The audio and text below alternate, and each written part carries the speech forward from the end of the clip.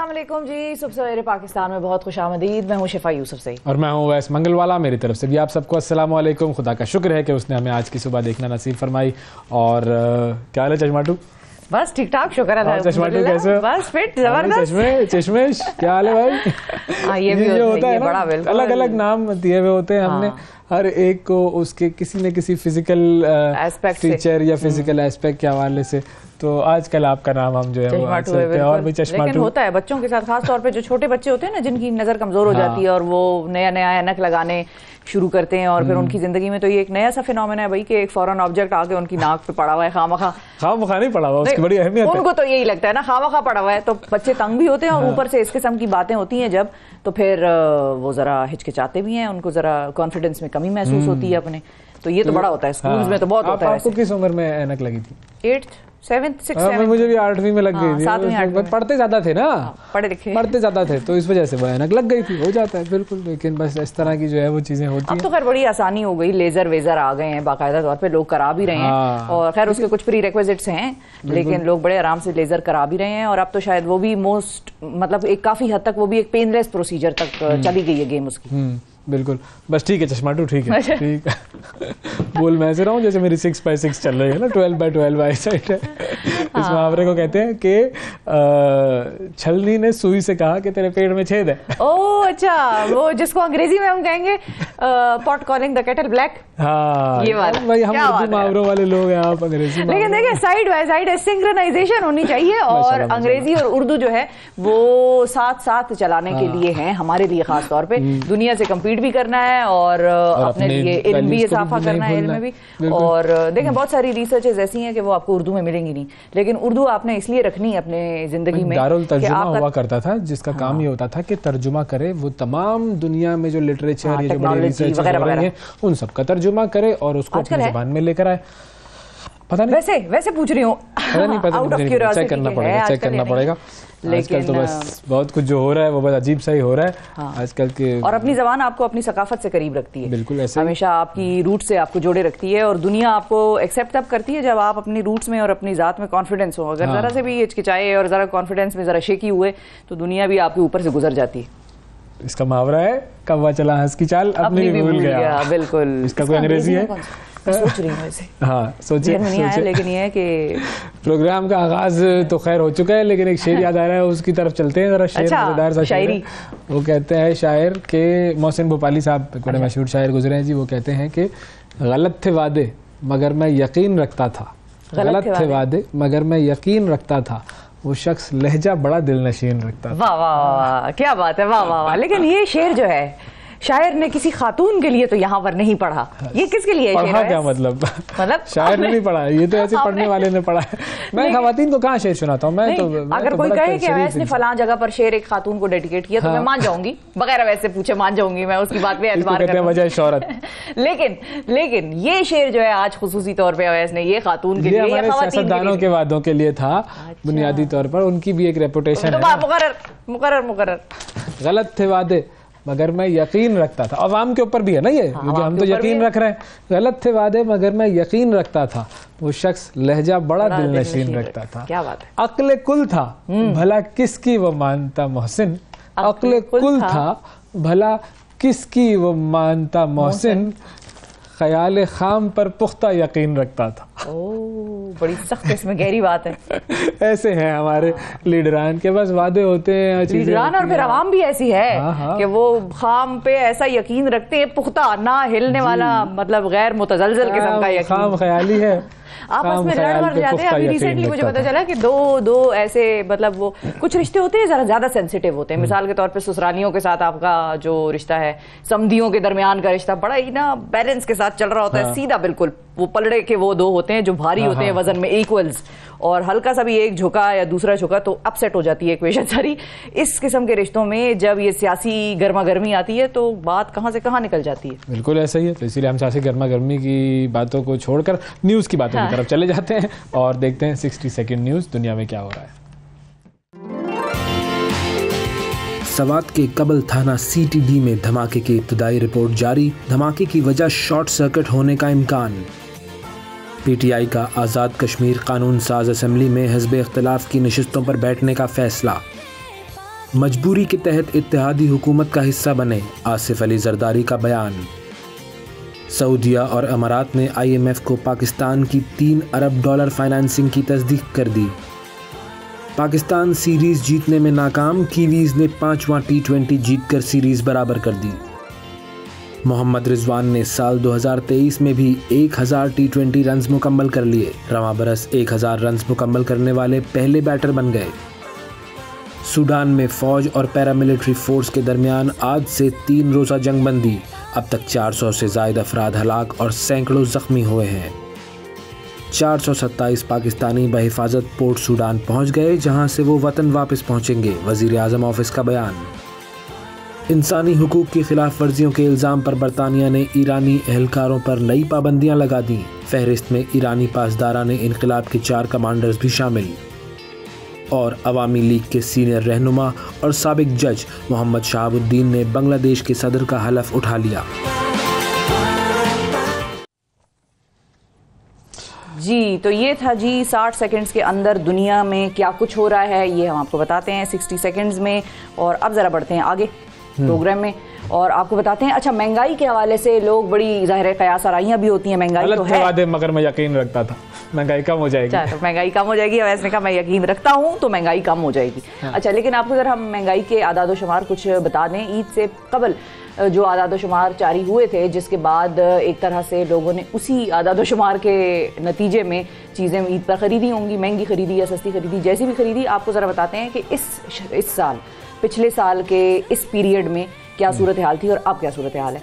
पाकिस्तान में महंगाई किसी तौर भी काबू नहीं आती और हर दफ़ा जब नई हुकूमत आती है तो एक महंगाई का एक नई वेव है जो कि आती है। ये कुछ साइंटिफिक फिनोमेना हो सकता है या जो भी है, इसको जो वहाँ के लोग हैं उनके इकोनॉमिस्ट वो ज़्यादा बेहतर तरीके से समझा सकते हैं, लेकिन हम इस पे सिर्फ अपना नंबर्स बताएंगे आपको बस। हाँ, हम बस बताएंगे, आप खुद तबसरा कर लीजिएगा क्या कहते हैं। अच्छा, इदारा शुमारियात जो है उनके ताज़ा तरीन हफ्तावार आदाद शुमार जो जारी हुए हैं उससे अंदाज़ा लगाया जा सकता है कि आम आदमी किस कदर मुश्किलात का शिकार है। और 19 अप्रैल को जारी करदा इन आदाद शुमार के मुताबिक, और फिर दरमियान में ईद आई, बता आपको इसलिए रहे हैं कि ईद पे इस मुल्क में या लोगों ने, अवाम ने किस तरह से उस पर चीज़ें ख़रीदी, कितनी महंगाई थी ईद में, ये इसलिए आपको बताना ज़रूरी है। 47.23% इजाफा हुआ अशिया की कीमतों में। अच्छा, ये पाकिस्तान सेंसिटिव प्राइस इंडेक्स है उसके बिल्कुल, और ये पाकिस्तान की तारीख की सबसे ज़्यादा महंगाई करार दी जा रही है इस वक्त। हसास प्राइस इंडेक्स जो है उसमें बुनियादी ज़रूरत की 51 अशिया शामिल होती हैं। इदारा शुमारियात ने यह भी बताया है कि सबसे ज़्यादा महंगाई खाने पीने की अशिया में हुई है। पिछले साल के मुकाबले में पेट्रोल जो है वो 87.81% महंगा, अंडे 97.80% महंगे,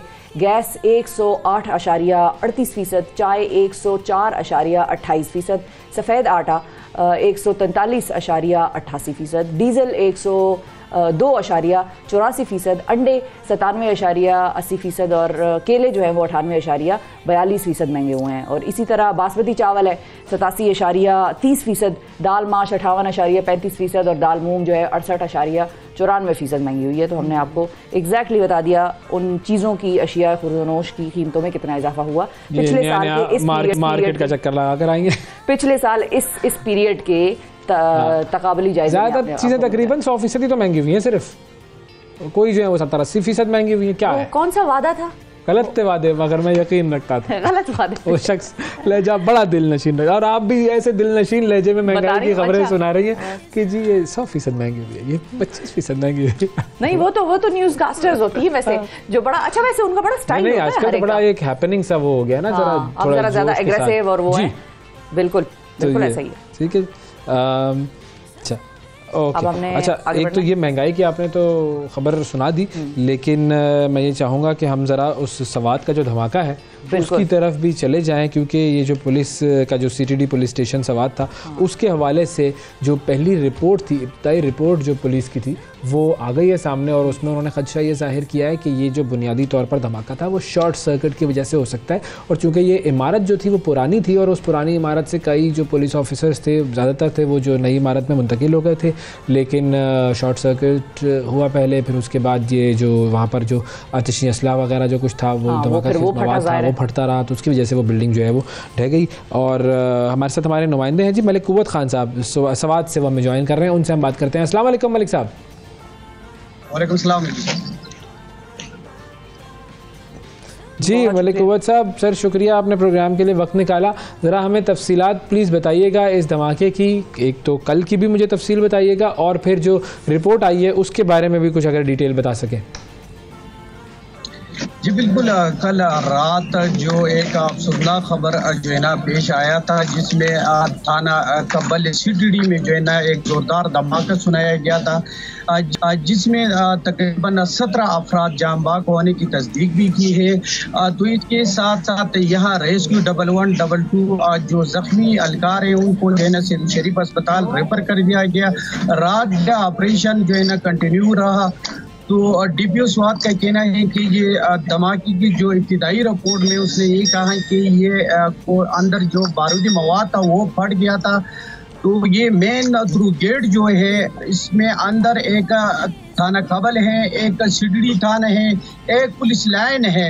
तो ये सीटीडी का जो बारक से एहलकारों की, इसमें तकरीबन 2 छत जो है ना गिर भी चुका है। तो ज्यादातर जो है ना नुकसानात भी हुई है। हेलो जी आवाज आ रही है? बिल्कुल बिल्कुल मलिक साहब आवाज आ रही है, बोलें। तो आप मेरे बैकअप में भी देख सकते हैं। तो ये सामने जो है ना ये कबल थाना है, उसका मुकम्मल कबल का थाने की दीवार भी गिर गया है। उसके साथ जितने भी इमारत हैं पब्लिक, वो भी सारे डैमेज हो चुका है। तो लोग इमदादी कार्रवाई जो इसमें मसरूफ है। इसके साथ पाक आर्मी की जवान और स्वात पुलिस, इसके साथ दीगर इदारे के लोग यहाँ जो सर्च ऑपरेशन कर रहा है, इसके साथ इमदादी कार्रवाई में भी मसरूफ है। जी अच्छा, मुझे ये बताइएगा कुव्वत साहब कि ये जो थाना है, जो इमारत है, उसकी क्या वो मुकम्मल तौर पर ढह गई है या सिर्फ कुछ दीवारों का ही मामला है जो गिरी हैं? जो बारक्स हैं जी, उसका 2 हिस्से जो है ना मुकम्मल गिर चुका है। तो बुरी तरह अभी भी जो है ना उसमें मलबे का जो काम है वो रेस्क्यू वाला, उसमें जो है ना इमदादी कार्रवाई जारी है। वो अभी भी जो लोग जो है ना अंदर होने के इतलात भी हैं। तो इसके साथ यहाँ की जितने भी जो लाइन फोर्स एजेंसी हैं वो सारे यहाँ आकर उसका जो है ना मुकम्मल तहकीकात कर रहा है कि ये धमाका आए दहशतगर्दी का नहीं, कि कोई बम ब्लास्ट हुई, अंदर कोई बारूदी मवाद पड़ गया है, उसका मुकम्मल तहकीकात हो रहा है। सही है। और जो जख्मी हैं उनके हवाले से कुछ बता सकते हैं, किस किस अस्पताल में मुंतकिल हैं? क्योंकि अभी आपने कहा हो सकता है कोई और लोग भी अंदर फंसे हुए हों, तो जख्मियों की जो सूरत हाल है उसके बारे में भी आगाह कीजिएगा। खून वगैरह की कमी तो नहीं है, लोग डोनेट कर रहे हैं, उनकी तबीयतें कैसी हैं? रात की जी DG हेल्थ खैबर पख्तूनख्वा ने जो डिस्ट्रिक्ट स्वात की तमाम अस्पतालों में इमरजेंसी नाफिज कर दिया था। तो जख्मियों में से तकरीबन 10 के हालात तशवीशनाक बताया जा रहा है। तो बाकियों को जो ब्लड है वो सारे आवाम जो निकल आया था वो तो अस्पताल बर वक्त पहुँच कर जो है ना वो खून जो है ना उसको प्रोवाइड किया है जी। अच्छा, जिन लोगों की शहादत हुई है या जो लोग जख्मी हैं उनमें क्या औरतें और बच्चे भी शामिल हैं? बिल्कुल जी, इसमें एक बच्चे हैं, एक खवातीन हैं। जो ये सीटीडी के पास तकरीबन 4 बंदे जो है ना कस्टडी में था। तो वो लोग भी जो है ना इसमें जो जांबाग हो चुका है जी। तो ये खवातीन कस्टडी में थी जो जांबाग हुई हैं या ये बाहर से गुजर रही थी? ये तो ये सीटीडी बारक जो था उसके साथ ही तकरीबन 2 कदम के फासले पर थाना कबल का जो है ना थाना है। तो ये असाइलिन थाने में जो है ना कोई काम के लिए आया था। तो ये एक बच्चे, एक इसमें जो है ना खवातीन भी जांबाग हो चुका है। अच्छा, अब ये जो पुरानी बिल्डिंग थी, इस पुरानी बिल्डिंग में इस जो बताया जा रहा है कि जो बयान भी है ऑफिशियली पुलिस का वो ये कि पुरानी बिल्डिंग से बहुत सारा स्टाफ जो है पुलिस का वो नई बिल्डिंग में मुंतकिल किया जा चुका था। तो अब यहाँ पर कितने लोग थे जो कि काम करने वाले थे? जी, इसमें तकरीबन 50 से ज़्यादा लोग जो है ना काम कर रहा था। तो शिरडी की जो नया बिल्डिंग था ना जो है वो तो उसका इफ्तिताह नहीं हुआ था। तो ये सारे अलकार जो था वो तो बारकसों में जो है ना वो अपने मौजूद था। जो जिस टाइम ये ब्लास्ट हुई है वही टाइम तकरीबन DPO स्वात का कहना है कि 25 अलकार अंदर मौजूद था। अच्छा। और इस वक्त जो रेस्क्यू ऑपरेशन जिसकी आप बात कर रहे हैं कि वो अभी जारी है, तो अभी कितना खदशा है कि कितने लोग अंदर होंगे मौजूद? अभी जी फिलहाल DPO स्वात से हम बात करने की भी कोशिश भी कर रहे हैं, लेकिन रेस्क्यू का ऑपरेशन जो है वो तो कंटिन्यू है अभी भी, क्योंकि सारे जो लोग वो अंदर नहीं जाने देते हैं। बाहर से जो है ना इमदादी कार्रवाई अभी भी जारी है। और अंदाज़न को इन्होंने बताया कि कितना वक्त लगेगा ये जो इमदादी कार्रवाई है इसको मुकम्मल करके, और जो अंदर फंसे हुए लोग हैं उनको निकालने में कितना वक्त लगेगा? DPO स्वात का कहना है कि तकरीबन 3 से 5 घंटे तक लग सकते हैं। बहुत शुक्रिया अदा करेंगे जी। हमारे साथ मलिक कुव्वत खान साहब मौजूद थे, जो सवात में जो थाना है उसमें धमाके के हवाले से तफसीलात से आगाह कर रहे थे। तकरीबन 17 लोगों का नंबर इन्होंने दिया। जो अपडेट लास्ट जो था वो 15 था, अब 17 लोग जो है वो शहीद हो चुके हैं। उसमें तकरीबन 70 के करीब लोग ऐसे हैं जो कि ज़ख्मी हैं, और 10 ज़ख्मियों की हालत तशवीशनाक है जो कि अस्पताल में हैं, और अभी लोग अंदर मौजूद हैं। तो ये 4 से 5 घंटे का एक रेस्क्यू ऑपरेशन है जो कि जारी है, और इंशाल्लाह अल्लाह ने चाहा तो ये जल्द ही इसको जो है वो रेस्क्यू ऑपरेशन को मुकम्मल कर लिया जाएगा। और हमारी दुआ ये है कि खैर व आफियत से वो लोग जो अंदर हैं उनको बाहर निकाल दिया जाए। अच्छा, लकी मरवत में भी खुदकुश बमबार था, उस वो हलाक हुआ है, उसका 3 खुशकुश बमबार थे। तो वहाँ पर भी मतलब एक अजीब सी एक पैनिक सी सूरत हाल है। और ख़ास तौर पर हमारे सिक्योरिटी इदारों की जब हम बात करते हैं, पुलिस जो है वो तो पहला, हाँ, और सबसे ज़्यादा अटैक जो है वो पुलिस पे होता है। हमने तो देखा पेशावर में मलिक साद साहब उनको शहीद किया गया, सिफत गयूर साहब उनको शहीद किया गया। मतलब इतने नाम हैं कि आप लिखते जाएं तो सफ़ों के सफ़े आप भर सकते हैं कि पुलिस की कैसी शहादतें और कितनी शहादतें हुई हैं। पाक अफवाज भी उसमें कोई कम नहीं है, वो भी पीछे नहीं रहती। चूँकि वो पहला जो लाइन ऑफ डिफेंस कह लीजिए वो पुलिस का होता है, उसके बाद हर जगह नाकों पे भी पुलिस ही खड़ी होती है। तो इसलिए लेकिन मतलब जब बात होती है कि स्वात के लोग निकले थे, अगर आपको याद हो, अब ये तो मैं नहीं कह रही कि ये टेररिज्म अटैक था या जो भी था, क्योंकि जब तक नहीं आ सकती तब तक तो हमें इंतजार करना है, हम इस पे कोई जजमेंट पास नहीं कर सकते। लेकिन एक तस्वीर आपको दिखाएंगे, चूंकि लकी मरवत और स्वात या खैबर पख्तूनख्वा पाकिस्तान का ही हिस्सा है ना, इसी मुल्क का ही हिस्सा है। तो स्वात के लोग अगर दहशतगर्दी के खिलाफ जब आपको याद हो अक्टूबर में एहतजाज करते थे, और ऐसा एहतजाज था कि वो किसी लीडर के कहने पर नहीं था, वो लोग खुद बाहर आए थे, क्योंकि उन्होंने ये चीज़ देखी थी कि वो ही डिस्प्लेस्ड हुए थे, वो ही अपने घरों को छोड़कर चले गए थे कि हमारा इलाका साफ करो भाई, पाक करो दहशतगर्दी से। तो वो तस्वीर आपको दिखाते हैं, वो तस्वीर आपको नजर आएगी, आपको याद आएगा कि किस तरह ये एक मैसिव और अनप्रेसिडेंटेड ये एहतजाज था स्वात के लोगों का। और अल्लाह ताला पाकिस्तान के हर कोने को महफूज रखे, हर शख्स को अपने अमान में रखे, और इनको तो नेस्त व नाबूद करे जो इस मुल्क के खिलाफ साजिशें कर रहे हैं और हमारे लोगों के खिलाफ जो है इस कदर दहशतगर्दी फैला रहे हैं। चाहे लकी मरवत हो, चाहे स्वात हो, चाहे पंजाब हो, सिंध हो, कोई भी इलाका हो, अल्लाह ताला सबको अपने अमान में रखे। और ब्रेक की तरफ जाएंगे, ब्रेक के बाद दोबारा हाजिर होंगे कुछ देर में। सुबह सवेरे पाकिस्तान, सुबह सवेरे पाकिस्तान, सुबह सवेरे पाकिस्तान।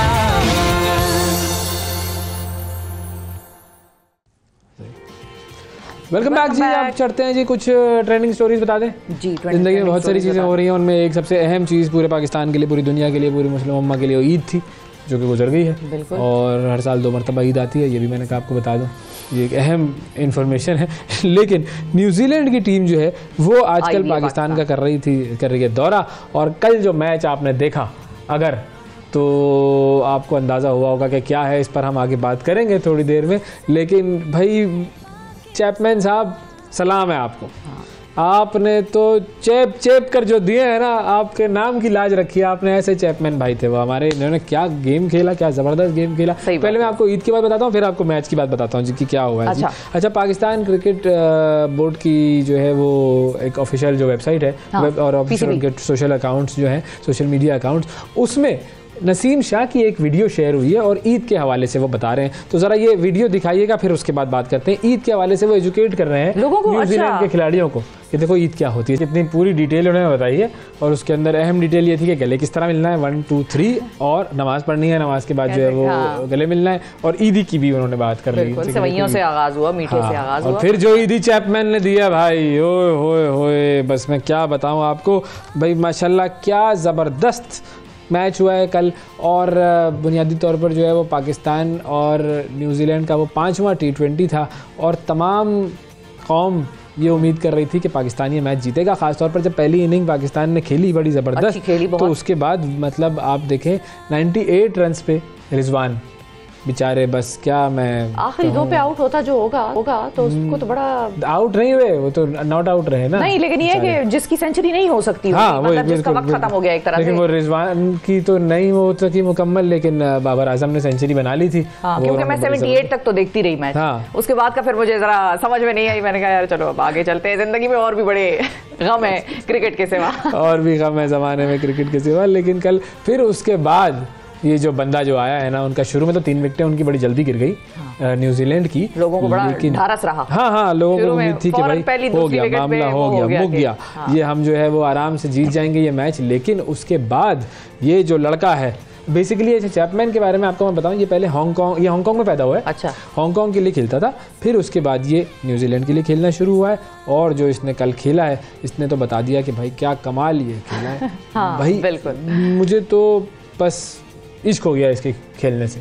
वैसे तो जाहिर है बाबर आजम, रिजवान, ये सब बड़े बेहतरीन खिलाड़ी हैं, लेकिन और बाबर आजम ने तो कल 7 चौके 4 छक्के मारे, और उन्होंने 62 गेंदों पर 98 रन्स की बड़ी शानदार इनिंग्स खेली। लेकिन वो जो कहते हैं ना, उनकी innings it was not their day, रायगा गई, वो कुछ ना हो सका, नॉट देयर डे जी, बिल्कुल। 104 रन, और 104 रन बनाए इस जो है वो नहीं सॉरी 104 रन, हाँ चैपमैन ने 104 रन बनाए 57 बॉलों पे, बिल्कुल डबल ऑलमोस्ट। खैर, लेकिन ईदी और किसी ने दी हो ना दी हो, इफ्तिखार ने जो है ईदी का मामला जो है वो दोबारा से उठाया है, और ईदी के मामले तो उनको तो ईदी मांगने के लिए उन्होंने मशवरा लिया था, बिल्कुल। कल हमने आपको बताया था कि उन्होंने मशवरा मांगा है, और हमने उनको मशवरा दिया कि देखें एज क्राइटेरिया के हिसाब से तो आपकी ही बनती है, देनी चाहिए। तो पाकिस्तानी बल्लेबाज इफ्तिखार अहमद आजकल खबरों में ईदी की वजह से जीनत बने हुए। अच्छा, विकेट कीपर मोहम्मद रिजवान ने भी उनसे ईदी मांग ली थी। फिर इफ्तिखार अहमद ने सोशल मीडिया पर अपने सार्फिन से पूछा कि भाई बताएं मैं दूं, और अब पाकिस्तान क्रिकेट बोर्ड ने उनकी वीडियो शेयर की है जिसमें वो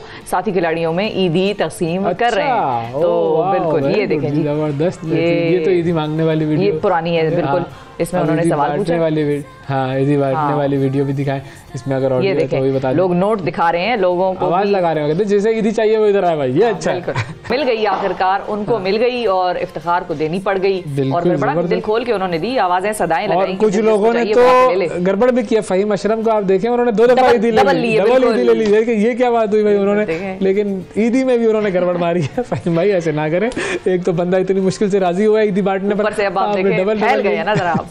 उन्होंने जब हिसाब लगाया होगा मिसाल के तौर पे 1000 रुपए अगर देने हैं यार, खिलाड़ी 11 थे और ये 12,000 कैसे चला गया, क्या चक्कर है। खैर अपने आप को तो नहीं दी होगी, तो उन्होंने 11,000 दिए होंगे, अगर 11 में बांटी है उन्होंने ईदी, तो 10 को दी उन्होंने ईदी, 1 ने डबल ले ली। लेकिन वेरी गुड। अच्छा, ये जो एक्टिविटीज़ हैं कि आजकल पीसीबी जो है वो काफ़ी ज़्यादा कर रहा है, और ये सोशल मीडिया पर इस तरह की फ़न एक्टिविटीज़ जो है वो पोस्ट हो रही हैं, बहुत ज़बरदस्त एक फ़न इनिशिएटिव है। लेकिन इससे एक और चीज़ भी सामने आती है कि जो टीम स्पिरिट है, टीम का जो जज्बा है वो कैसा है। पहले हम सुनते थे कि टीम में रिफ्ट्स थे, एक दूसरे के लिए बड़ी मुश्किलात होती थी टीम को, एक खिलाड़ी दूसरे के खिलाफ साजिशें कर रहा है, साजिशें जो है वो आपको पता है यूनुस खान के हवाले से कितनी साजिशों का बयान आए। फिर उसके बाद जो है वो खान साहब के ज़माने में, इमरान खान साहब के ज़माने में बड़ी साजिशें होती थी। बहुत हमारा जो पूरा एक क्रिकेटिंग एरा है ना, जो हमने देखा है 80s और 90s वाला, उसके अंदर साजिशें बहुत होती थी। अब जब से बाबर और रिजवान और ये जो नए सारे जो लड़के आए हैं, इन्होंने जितने अच्छे तरीके से टीम को जेलिन किया है, और एक टीम एक यूनिट की तरह नज़र आती है खेलते हुए, सबसे बेहतरीन बात यही है।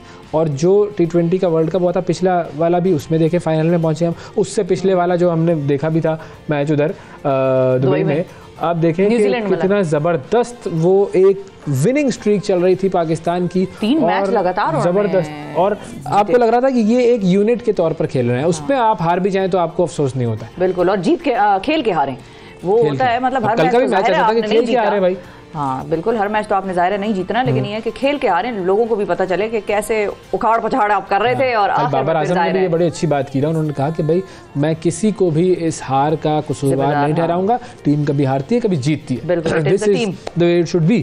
बिल्कुल बिल्कुल जी। अच्छा, ईदी से आगे बढ़े। हाँ, ईदी से आगे बढ़ते हैं, ईदी से आगे बढ़े, क्रिकेट से आगे बढ़े। और बैरून मुल्क के हवाले से अगर आपको हम जरा बताएं कि कौन शिफा की ख्वाहिश ये है, शिफा की बुनियादी तौर पर ख्वाहिश ये थी, आज सुबह शिफा जिक्र कर रही थी कि मुझे ज़ियारत जाना है। हम देखें पिछले कुछ सालों में आपको मौके भी मिलते हैं और कुछ आपके खुद अपने प्लान्स बनते हैं, और मुख्तलिफ जगहों पर हम गए हैं, लेकिन ज़ियारत में बहुत बचपन में गई थी, कोयटा वाला ज़ियारत। हाँ। और दोबारा मुझे जाने का वहाँ पर मौका नहीं मिला। 2004 में गालिबन मैं ज़ियारत गई थी, और खूबसूरत जगह। बताया बुनियादी तौर पर 2004 में आपका बहुत बचपन चल रहा था, बहुत बचपन शदीद, लेकिन मतलब मैं ये कहूँगी कि उसके बाद मौका ही नहीं मिला, कहीं जाने का मौका बना ही नहीं। तो ज़ियारत हर जगह चले गए, दुबई चले गए, 3 दफ़ा चले गए, 2 दफ़ा तो पवेलियन कवर करने चले गए। हाँ, पाकिस्तान पवेलियन कहाँ किस किस मुल्क चले गए, लेकिन ज़ियारत जाने की ख्वाहिश आपकी आखिरी ख्वाहिश है नाज़रीन? नहीं, आखिरी क्यों है? अच्छा, वहाँ से तो और आगाज होगा फिर। अच्छा, मैं आपको बताता हूँ, अगर आप पाकिस्तानी पासपोर्ट रखते हैं तो कौन से ऐसे ममालिक है जहाँ आप बगैर वीज़ा के जा सकते हैं? अच्छा, 8 मुल्क ऐसे हैं जहाँ पर पाकिस्तानियों के लिए वीज़े के बगैर जाने की इजाज़त है जी। 8 मुल्क, पूरे 8 मुल्क। आपने वो 8 मुल्क में से एक भी नहीं देखा होगा मेरा ख्याल। अच्छा, मैं आपको बताता हूँ। अच्छा, 2 ममालिक ऐसे हैं जहाँ पर प्री इनरोलमेंट और परमिट की जो बुनियाद पर एंट्री की सहूलत है, और इसके अलावा 34 ममालिक ऐसे हैं जहाँ पर पाकिस्तानियों को एयरपोर्ट पर ही 90 दिन का वीज़ा मिल जाता है। तो बेसिकली ये कंप्लीट उसकी जो सिनेरियो है, नंबर्स ये हैं। कतर में पाकिस्तानियों को एंट्री परमिट पे 30 दिन, और आइवरी कोस्ट में प्री इनरोलमेंट की बुनियाद पर 90 दिन क़याम की इजाज़त मिलती है। अच्छा, ऑन अराइवल जहाँ पर वीज़ा मिलता है उनमें कौन कौन से ममालिक हैं? आज़रबाईजान है वहाँ पर, ठीक है जी, अंगोला है, कंबोडिया है, Nepal, Nigeria, Somalia, Malaysia, Uganda, Maldives वगैरह। मलेशिया भी जी? Are you sure? मुझे तो यही बताया गया है। अच्छा। खबरों से जो रिसर्च करके इंटरनेट से मैंने निकाला है उसमें यही है। अच्छा, ठीक है जी, बात हो सकता है तब्दील कर दिया हो, कल मैंने जब निकाला था आज तब्दील हो गया, मुझे नहीं पता, चेक कर लें, बाकी आप, मैं वही देख रही हूँ, चेक कर लें। अच्छा, उसके बाद जो है वो आप इन तमाम ममालिक के अंदर जो है वो आप ये कर सकते हैं मामला। तो अगर आपको कहीं पर भी जाना हो तो इन ममालिक को चूज़ करें, ताकि आपको जो वीज़े के मसाइल हैं उनका सामना ना करना पड़े। ठीक है जी, तो आप जा सकते हैं यहाँ पर। बिल्कुल सही है जी। अच्छा, ठीक। और चूँकि आपका ज़्यादातर वक्त बरतानिया से वाबस्ता रहा है, तो उस हवाले से अगर आप हमें अगली खबर देना चाहें, अगली खबर दे देती हूँ। और बरतानिया में भी फिर ऐसे वैसे नहीं, हम शाही खानदान पे आते हैं, डायरेक्टली शाही खानदान की आपको खबर सुनाते हैं। शाहिद खानदान, अच्छा मैं शाहिद खानदान नहीं, शाही खानदान, शाहिद खान साहब, सॉरी, मैं जरा, वो भी वैसे कम शाही नहीं है, हालांकि दिल के भी वो बड़े आदमी है, लेकिन ये है कि लोग अच्छा खासा उनका भी मामला पीछे से शाही ही है। शाहिद खानदान पे जा रहे हैं बरतानिया में। मैंने कहा बरतानिया में तो ठीक है, वो जाते रहते हैं, उनके लीडर वहाँ पर हैं, लेकिन इसका मतलब ये थोड़ी नहीं, शाही खानदान। अच्छा, उसमें तोड़ फोड़ की जो कहानी है वो नई नहीं है, और जब से मेगन और उसकी शादी हुई है उसके बाद से तो ये मामला जरा ज्यादा ही हाईलाइट भी होने लग गए। फिर किताब आ गई जी, स्पेयर आ गई, उसके ऊपर वो सीरीज आ गई नेटफ्लिक्स की। तो माजी में भी ऐसे वाकयात खैर होते रहते थे, और डायना के साथ भी जो मामला थे वो भी रिकॉर्ड का हिस्सा है कि वो भी कोई बहुत ज़्यादा खुश नहीं थी। सियासत वहाँ पे भी होती है, इन लॉज की सियासत जो है वो वहाँ पे भी होती है, बिल्कुल। तो कभी बहू करेगी, कभी सास करेगी। खैर, तख्त को उन्होंने ठुकरा दिया था हैरी ने, और जो है उन्होंने एक तरह से कहा कि मैं अपनी बेगम को लेके बाहर निकल रहा हूँ और इस खानदान से बाहर जाके ज़िंदगी गुजारूंगा। अब शहजादा हैरी के साथ शाही खानदान की नाराज़गी तो चल रही है, बड़े लोगों ने अनाएँ, मतलब बड़े लोग हैं तो बड़ी बड़ी अनाएँ हैं खैर इनकी। अच्छा, बरतानवी मीडिया के मुताबिक शहजादा हैरी जो है उनको बादशाह चार्ल्स की ताजपोशी के मौका पर शाही खानदान से 10 कतारें पीछे बिठाए जाने का इम्कान है। तो पीछे बैठ जाएंगे, इस तरह कुछ होगा, वो तो खैर नंबर होगा या कोई नाम लिखा होगा हर सीट पे। पहले से बेसिकली तो आसान तर्जुमा तो उसका यही हुआ है कि उनके साथ ये हुआ है। हाँ। अच्छा, जब बेटा पीछे जाके बैठे, ये हुआ है बुनियादी तौर पर। तो इसका सिनेरियो है वो ये ह्यूमिलिएटिंग और रिडिक्यूल करने वाली ये जो है वो सूरत हाल है। अपना बंदा था, अपना बच्चा है, बिठा लो आगे, क्या हो जाएगा।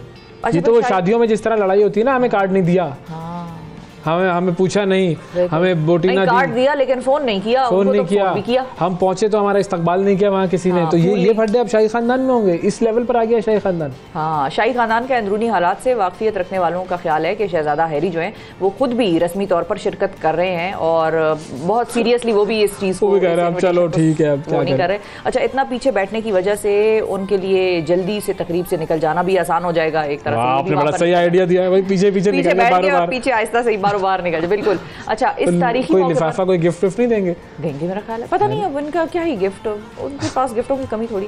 अच्छा, इस तारीखी मौके पर भी उनके जो अपने ख़ानदान से दूरियां हैं वो कम होने का इम्कान नहीं है। ये वहाँ के लोग जो हैं इसको बड़ा ही एक नामुनासिब चीज़ समझ रहे हैं। वो कह रहे हैं कि भाई ऐसे मौक़ों पर तो कुर्बतें बढ़ती हैं, तो यहाँ पर अगर ये मामला है, इधर तक बात चली गई है कि पीछे बैठो और पीछे से निकल जाओ और शिरकत भी रस्मी है और इन्विटेशन भी रस्मी ही है, तो फिर तो ये मामलात कहीं नहीं जा रहे। तो ये तो ऐसा ही सिलसिला है। बिल्कुल, वेरी गुड। अच्छा, अब ये जो बेसिकली कोरोनेशन जो है, इनकी जो सेरेमनी है, हाँ, ये होगी 6 मई को। बिल्कुल ठीक है जी, 6 मई को ये कोरोनेशन सेरेमनी होगी और इसके अंदर जो शाही नए जो बादशाह हैं उनको ये कोरोनेशन सेरेमनी उनकी जो है वो होगी, क्राउनिंग है बेसिकली, और उसमें उनको रस्म ताजपोशी कह लीजिए उनको, वो मतलब उनको एक तरीके से वो ताज पहनाया जाएगा। हाँ। और उसके अंदर जो है वो एक नहीं, लेकिन वो इतने सादे हैं, अभी तक उन्होंने वैसे ताज उठा के सर पे रख के देखा तो होगा जरा, दूर हमारे नहीं, उन्होंने रख के देखा होगा जरूर, अकेले में ना कमरे में शीशे के आगे खड़े होकर बड़ा किंग फील किया होगा। बिल्कुल ऐसा है। और इसके अंदर जो है वो ज़रा रिलीजियस वहाँ की सेरेमनी भी होती है, एक बादशाह को बादशाह बनाए जाने की ऑफिशियल सेरेमनी कह लीजिए उसको, ये वो है। और सारी दुनिया में मुख्तलिफ जगहों पर जहाँ पर इनका एक तो यूँ कह लीजिए कि इन्फ्लुएंस है, और जहाँ पर जो इसकी कॉलोनी वगैरह है, तो उन सब में ये खास तकरीब होगी। बिल्कुल, मुझे याद है पाकिस्तान में इतना इंटरेस्ट होता है, वहाँ पे कोई ऐसी मतलब शाही खानदान के हवाले से कोई खबर आए तो पूरा दिन यहाँ पे ट्रांसमिशंस चलती हैं जी। तो अच्छा, और पब्लिक का इंटरेस्ट भी है, वो देखना भी चाहते हैं, इंटरेस्ट इस चीज़ में भी है कि भाई पता चले कि हो क्या रहा है। ख़ास तौर पे जो शादियाँ हैं, चाहे वो विलियम की हो चाहे हैरी की हो, डायना की शादी तो फिर खैर बहुत ही एक मैसिव पैमाने पर उसको फॉलो किया गया और पूरी दुनिया में, सिर्फ पाकिस्तान बड़ी परफॉर्मेंसेस वगैरह भी होंगी उस पर, बड़ा ज़बरदस्त वहाँ पर है। लायनल रिची आ रहे हैं, लायनल रिची तो बड़े मशहूर पुराने जो हैं वो गुलकार हैं, बड़े ज़बरदस्त किस्म के, वो वहाँ पर आ रहे हैं। केटी पेरी परफॉर्म कर रही हैं, इटली की एक ओपरा सिंगर है एंड्रिया बोसेली, वो भी वहाँ पर परफॉर्म करेंगी। एल्टन जॉन ने परफॉर्म करना था, वो नहीं कर रहे। क्यों? सर एल्टन जॉन वो नहीं आ सके होंगे, मसरूफियत होगी उनकी कोई।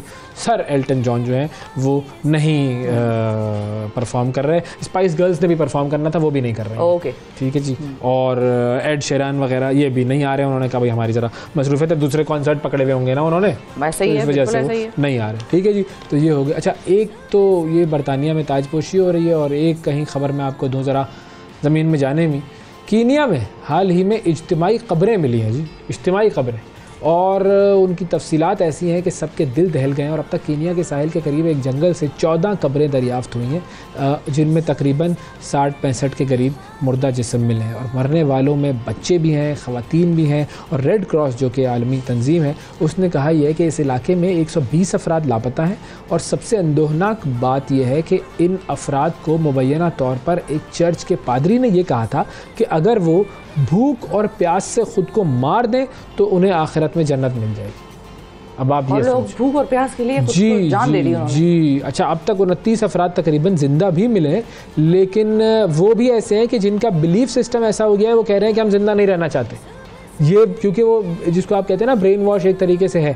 अब वो कहते हैं कि जी हमें ज़िंदा नहीं रहना, क्योंकि हमारे अंदर ये बिलीफ डाल दिया गया है कि हमें भूख और प्यास से अपने आप को मार लेना है ताकि हम जन्नत में जा सकें। अब पुलिस ने उन लोगों को अस्पताल भेजा है, और वो जो पादरी है उसको गिरफ़्तार कर लिया है, और उसने इल्ज़ामात से इनकार कर दिया है। अब किसी इसको मैं मतलब मज़हब से आप जोड़ दें या किसी और आइडियोलॉजी से जोड़ दें, बुनियादी तौर पर ये शख्सियत पसंदी का, शख्सियत परस्ती का ये फिनोमेना है कि हम जिसे भी बड़ा मानते हैं, चाहे वो मजहबी लीडर हो, चाहे सियासी लीडर हो, चाहे कोई भी ऐसा शख्स हो कि जिसकी बात हम मानते हैं, जिसका हम अदब एहतराम कर रहे होते हैं, वो हमें कोई भी एक ख्वाब दिखाकर, कोई भी एक आइडियोलॉजी के पीछे लगाकर, और वो हमसे कुछ भी करवा सकता है।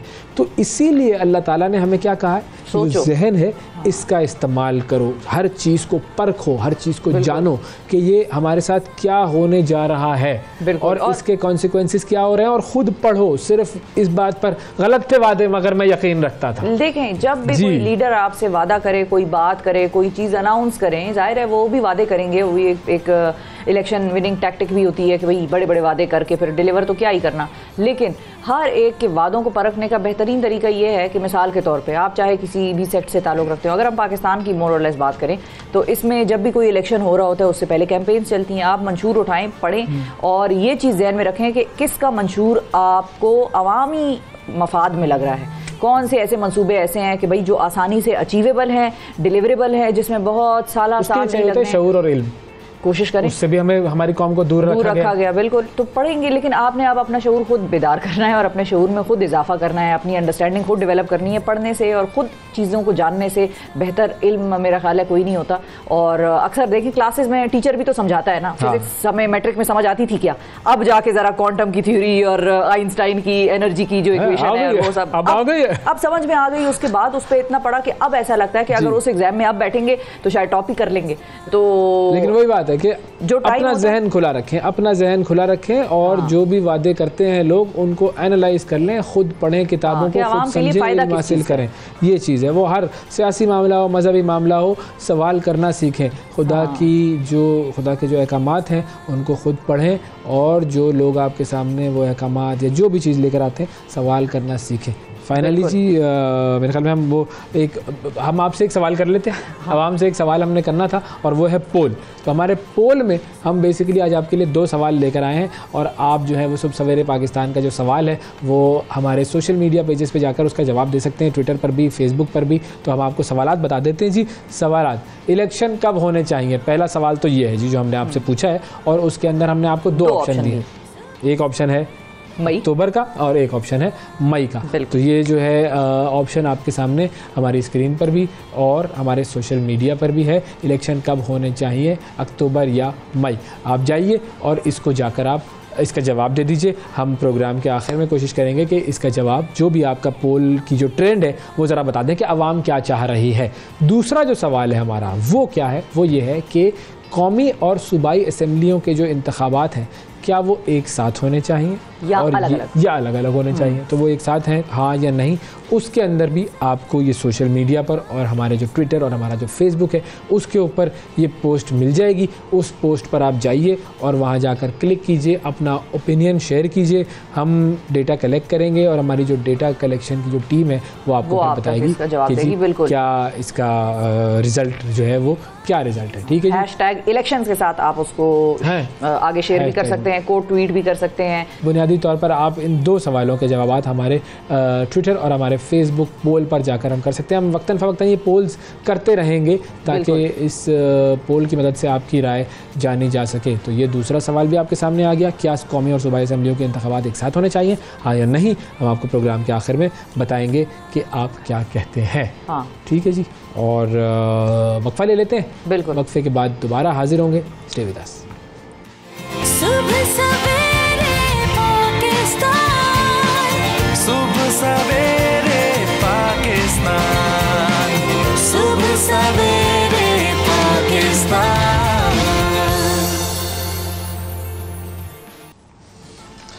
वेलकम बैक जी। सुबह सवेरे पाकिस्तान में एक मरतबा फिर खुशामदीद। अब बात करते हैं ज़रा माहौलियाती आलूदगी के हवाले से।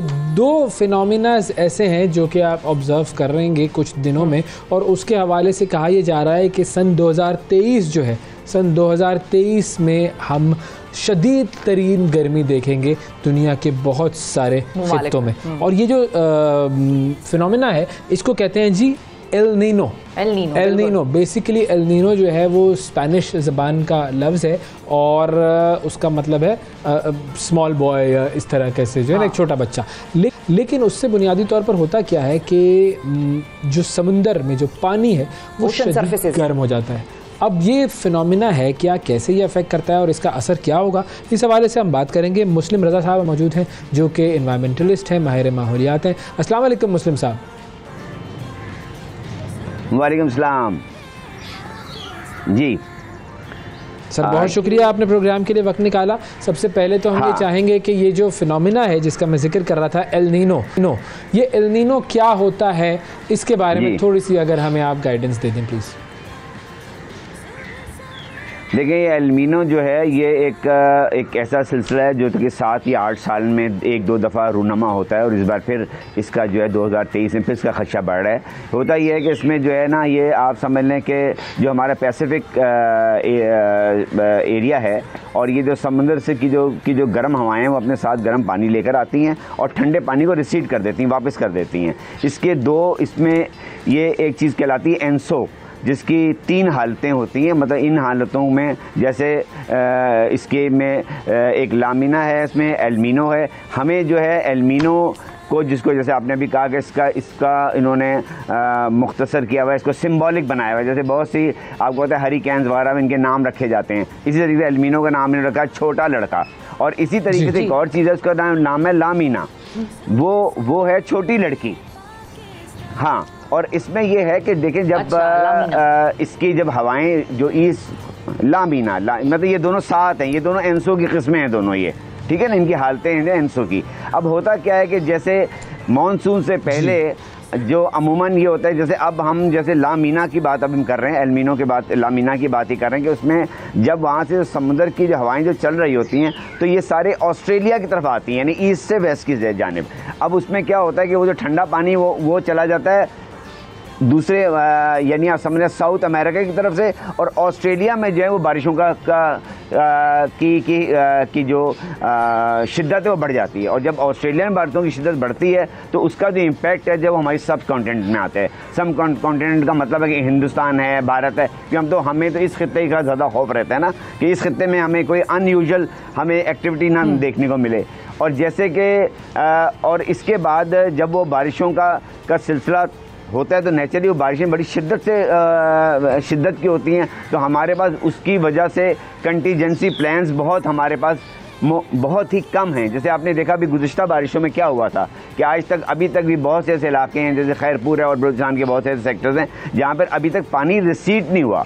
और ये देखें, बात ये होती है कि ये तमाम जो अवामिल हैं, ये जोग्राफी अवामिल कहलाते हैं, इनको वक्त के साथ ये बदलते रहते हैं। लेकिन जो कौमें बेदार हैं, जो कौमें शऊर रखती हैं, वो इनकी प्लानिंग बहुत पहले करती हैं, और उसकी वजह से जैसे पाकिस्तान जैसा मुल्क है। बिल्कुल सही। अच्छा मुस्लिम साहब, मैं थोड़ा सा इसको ज़रा अपनी अंडरस्टैंडिंग के लिए थोड़ा सा समझना चाहूँगा दोबारा से कि यानी कि आप ये कह रहे हैं कि ये जो 2 फिनोमिना आपने बताए, एक है जी एल नीनो और दूसरा ये एलमीना, इनकी वजह से हमें सन 2023 और 24 के अंदर पाकिस्तान की अगर हम स्पेसिफिकली बात करें तो पाकिस्तान में शदीद बारिशें और शदीद गर्मी होंगी। जी, वो उसका जो इम्पैक्ट है ना, वो उसका इम्पैक्ट लामीना की वजह से यहाँ पे क्रिएट होगा। क्योंकि एलमीनो का अगर शिद्दत बढ़ती है तो वो तो समझ लें आप जो साउथ अमेरिका जो है उसकी तरफ उनको फेस करेंगे वो शदीद बारिशों का। लेकिन ये जो दूसरा फिनोमेना है लामीना, जिसको छोटी लड़की कहते हैं, उसका इम्पैक्ट हमारे खित्ते पे आएगा। लेकिन अब होता ये है कि देखें, ये जैसे जब समुद्री तूफ़ान होते हैं, बाज़ औक़ात समुद्री तूफ़ान अपने रुख भी बदल लेते हैं। आपने अक्सर सुना होगा कि एक बहुत ज़बरदस्त हरिकेन चला और वो बजाय पाकिस्तान को हिट करने के गुजरात की तरफ चला गया। तो इसका कमा हक्का जो है ना, उसकी प्रोटेक्शन आप ऐसे कर नहीं सकते।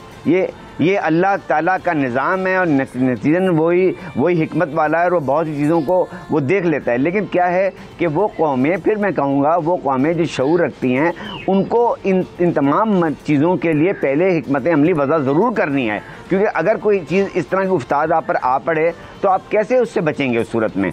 और फिर मैं एक और बात बहुत अपने, चूँकि मैं बहुत हमारी हिकमत अमली क्या होनी चाहिए हवाले से मैं हमेशा हमारी हिकमत अमली ये होनी चाहिए कि जैसे आज हम ये बैठ के अवेयरनेस दे रहे हैं, यहाँ पर हम बता रहे हैं लोगों को, हर इंडिविजुअल को, जिसको हम माइक्रो लेवल कहते हैं। देखें एक चीज़ मैं फिर आपको बता दूं, पाकिस्तान में जो माहौलियाती तगय्युर आ रहा है, जो तब्दीलियाँ रूनमा हो रही हैं, उसमें पाकिस्तान का हाथ सिर्फ 1% है। ये मैं आपको बताऊं, ये बहुत अहम बात है। बाकी तमाम जो मामलात हैं वो बाहर की दुनिया ने किए हुए हैं, लेकिन मसला ये है कि चूँकि हमारे पास वो तमाम सामने एहतियाती तदाबीर नहीं है।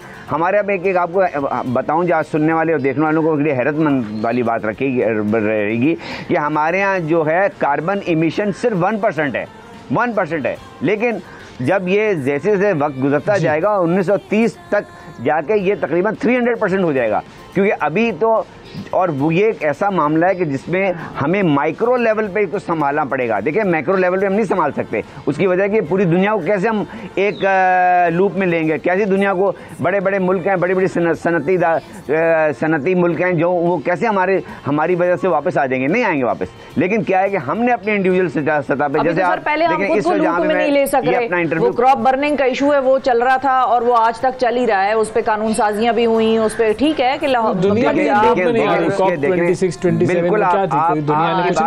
सही, आपकी बात से मैं सेकंड करता हूँ, मैं आपकी बात को बिल्कुल सेकंड करता हूँ। और इसके लिए देखें, इसके लिए हमारे लिए बड़े बहुत ही सख्त किस्म की हमारी लेजिस्लेशन होनी चाहिए। लेजिस्लेशन हुई भी है, कानून बने में, लेकिन बात यह कि उसकी इम्प्लीमेंटेशन कौन करेगा। आज जो हमारे मुल्क में जिस तरह का इस वक्त पैटर्न चल रहा है, उसमें तो कोई किसी की बात सुनने के लिए तैयार ही नहीं है। तो ये मामला तो बहुत देर की बात है। पहले तो आपको ये सोचना है कि इनको, देखिए मैं बताऊंगा, मैं एक फ़र्द से माशरा बनता है, मैं एक इनफरादी इंसान हूँ, ठीक है ना। तो अगर मैं अपने हिस्से का काम नहीं करूँगा और मैं अपने हिस्से का काम, तो कैसे हमारा मुल्क जो है वो एक मुकम्मल तौर पर एक किसी मामले को इनकलाबी तौर पर हैंडल कर सकता है। देखिए मैं फिर एक बात कहता हूँ कि हमारे यहाँ देखें स्कूलों की एक बहुत बड़ी वर्कफोर्स मौजूद है और इसको पूरी दुनिया में लोग चैनलाइज करते हैं और उन बच्चों को एक एलिमेंट्री स्टेज से वो बच्चों को अवेयरनेस देते हैं अबाउट एनवायरनमेंट, अवेयरनेस देते हैं कि किस तरीके से अपने एनवायरनमेंट को इंटैक्ट रखना है। और आप ये देख लेंगे जब हम ही लोग बाहर जाते हैं तो हम एक बहुत अच्छे शहरी बन के वहाँ पर रोल प्ले कर रहे होते हैं, लेकिन जब हम अपने मुल्क में होते हैं तो हम बिल्कुल उसका ऑपोजिट कर रहे होते हैं। इसकी वजह सिर्फ ये है कि हमें कानून का खौफ नहीं है। कानून का खौफ इसलिए नहीं है कि कोई भी जुर्म करके हमें पता है हम 2 मिनट में उस पर कोई दे दिला के छुट जाएंगे, लेकिन हम ही ये लोग मैं जब अमेरिका जाता हूँ, मैं जब ऑस्ट्रेलिया जाता हूँ, मैं जब दुबई जाता हूँ, तो आप यकीन करें कि मैं एक भी कानून से की खिलाफ वर्जी का तस्वर भी नहीं कर सकता। इसलिए मुझे पता है कि कानून इतना सख्त है कि 2 मिनट में हम जब बैरून मुल्क जाते हैं तो हम सुधर जाते हैं बुनियादी तौर पर। अच्छा मैं सर आपसे ये पूछना चाहूँगा कि इंडिविजुअल तो ठीक है, हम अवेयरनेस पैदा कर रहे हैं लोगों में, ये ठीक है, लेकिन क्या हमारी गवर्नमेंट को इस तरह के इकदाम ले सकती है कि जिससे पाकिस्तान की सूरत हाल में कुछ बेहतरी आएगी? कि हमारी मिनिस्ट्री जो है एनवायरनमेंट की बिल्कुल क्यों नहीं ले सकती? देखिए मैं फिर आपको बता दूं कि हमारी गवर्नमेंट में लेकिन वो इम्प्लीमेंट करा नहीं सकती। ये लिफाफों पे पाबंदियां लगती हैं, हर हुकूमत आके लगाती है और हर हुकूमत जाने के बाद प्लास्टिक के जो बैग्स हैं वो इस्तेमाल होने लग जाते हैं। तो हुकूमत करती जरूर है, लेजिस्लेशन भी आपने कहा, लेकिन इम्प्लीमेंटेशन नहीं हो सकती। देखिए मैं आपको इसको बता दूं कि देखिए हम कभी भी इदारों को ब्लेम इसलिए नहीं करेंगे कि वो इदारे जो वज़ा किए गए हैं वो आइन के तहत किए गए हैं और उन पे तमाम उनके रूल्स हैं। मैं खुद उन इदारों के तमाम देखें, WWF को मैंने देखा हुआ है, सिंध वाइल्ड लाइफ को देखा हुआ है, पंजाब की वाइल्ड लाइफ, सब ये काम इदारे बेहतरीन इदारे हैं, लेकिन हमारी बदकिस्मती ये है कि उन इदारों में कुछ ऐसी चंद भेड़ें हैं, ऐसी जो काली भेड़ें हैं जो इदारों को बदनाम करती हैं। वरना इदारों का जो लाहे अमल है, उनका जो काम है, आपको एक और बड़ी हैरत अंगेज़ बात बताऊं कि 1997 में एक चीज़ होती है मैनग्रोव, जिसको उर्दू में टिमर कहते हैं। ये वो जंगलात हैं जो कि बैक वाटर में होते हैं और ये किसी जैसे कराची जैसे शहर में जो कभी भी खुदा ना खासा यहाँ पे कोई सुनामी आ गई, कोई अर्थ आ गया, कोई हरिकेन आ गया, तो आप यकीन करें कि यहाँ पर हाई राइज का एक जुम्मा बाजार है जो एक लम्हे के अंदर सबको ज़मीन बोझ कर सकता है। तो ये वो मैनग्रोव्स हैं या वो टिमर के जंगलात हैं जिन्होंने, जो खामोश सिपाही हैं और जिन्होंने हमारे इस कोस्टल एरिया को बचाया हुआ है। लेकिन मैं आपको एक बात बता दूं कि 1997 में इन्हीं टिमर की जंगलात में मानसून के मौके पर जब हम इसकी सैपलिंग लगाते हैं और उसकी शजरकारी करते हैं तो पाकिस्तान ने 49 मैनग्रूव्स, 4,49,000 मैनग्रूव्स एक दिन में विदाउट एनी मैकेनिकल गैजेट लगाए थे। और इंडिया जो कि इतनी बड़ी पॉपुलेशन लेके बैठा हुआ है, वो ये नहीं कर सका था। और हमारा मुल्क, हमारा नाम Guinness book of world record में आया। इसलिए मैं ये बिल्कुल ये नहीं कहूँगा इदारे काम नहीं कर रहे, इदारे काम कर रहे हैं, लेकिन उनको हमें ज़रा सा उन इदारों को रेक्टिफाई करना है, उनको रीशफल करना है, उनको थोड़ा सा उन इदारों को देखना है कि उसमें कौन कौन वो लोग हैं जो कि उसको तबाह कर रहे हैं। उनको जब एक दफ़ा निकाल लें तो आप मेरे यकीन कर से मैं आपको कह सकता हूँ कि कहते हैं ना कि ज़रा नम हो तो ये मिट्टी बहुत ज़रखेज़ है साकी। हमारा मुल्क में पोटेंशियल बहुत ज़्यादा है। हमारे मुल्क के जो बच्चे हैं उनमें इतना पोटेंशियल है कि अगर हम उनको सिर्फ चैनलाइज करें तो ये मुल्क की बिल्कुल तकदीर बदल सकती है। जी, बहुत शुक्रिया अदा करेंगे जी। मुस्लिम रज़ा साहब हमारे साथ मौजूद थे, माहिर माहौलियात। और वाकई बड़ी अहम बात है कि हमने उस चैनल को यूटिलाइज़ करना है सही तरीके से। अगर हम खुद सही तरीके से चीज़ों को यूटिलाइज़ नहीं करेंगे, एक काम है हुकूमत का, एक काम है उस काम, दोनों को अपनी सतह पर काम करना होगा। मतलब कुछ रिस्पॉन्सिबिलिटी हमने खुद भी दिखानी है ना। हुकूमत से हमारे वक्त गिले शिकवे करते हैं, आप कानून बनाएं, तो कानून तो उसने बना दिया, उसने आपको अवेयरनेस दे दी, उसने सेमिनार्स करा दिए, खबरें चल गई, लोगों से बात करा दी कि भाई शॉपर जो है प्लास्टिक के बैग्स वो किस कदर डेंजरस हैं, और वो सिर्फ इंसानों के लिए नहीं, मरीन लाइफ के लिए कितने डेंजरस हैं, एनवायरनमेंट के लिए अदरवाइज कितने डेंजरस हैं। वो गल सड़ नहीं जाते, उनको साल लगते हैं, 100 साल में एक प्लास्टिक का बैग जो है या उसका मॉलिक्यूल वो डिके होता है। उससे पहले तो वो हमारी ज़मीन में जाके हमारे साथ क्या कर रहा होगा। अगर हमें खुद ये समझ नहीं आती तो फिर तो हुकूमत की तो सिर्फ जिम्मेदारी नहीं हुई। वक्फा लेते हैं जी, वक्फे के बाद दोबारा हाजिर होंगे।